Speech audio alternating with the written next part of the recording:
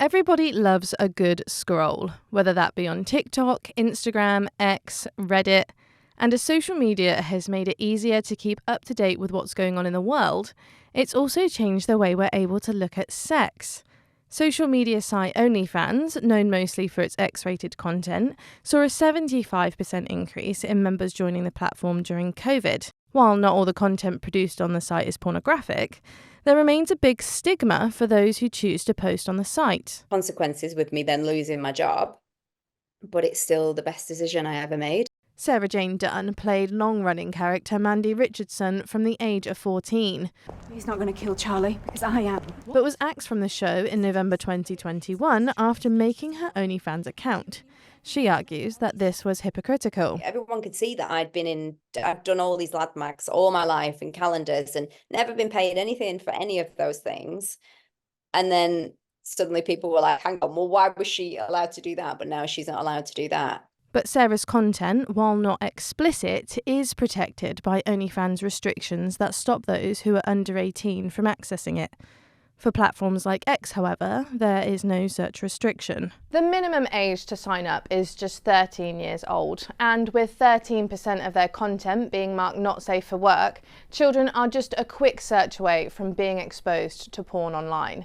The latest Children's Commissioner report revealed that 10% of children are exposed to pornographic content by the age of 9.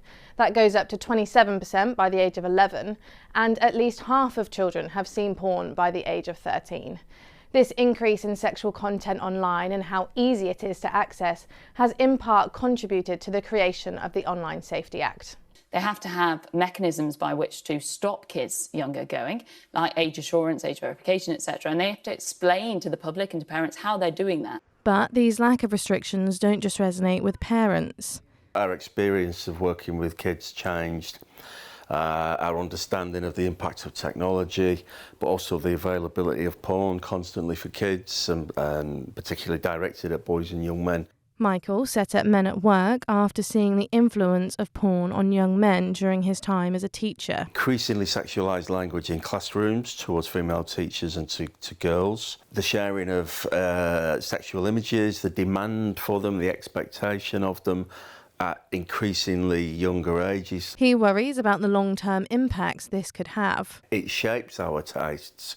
It doesn't just respond to them, it kind of shapes them. If it finds you at that time, if that content and its potential impact finds you at that time, you will be a different person than if it had found you when you were 19 or 20. For those who feel they've already found their sexual identity, the availability of online content has made it easier for them to find like-minded people. The newly increased prevalence of kink on social media is, I think, doing wonders for destigmatizing it. Sam and Alex, not their real names, are committee members of the University of York's Fetish Society.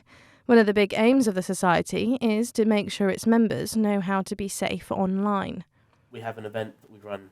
It's called COX, Kink Online Consent and Safety. It generally tends to be a discussion of various different sites, Twitter or X, even on Instagram now, or like TikTok, and just staying safe, knowing what safe looks like.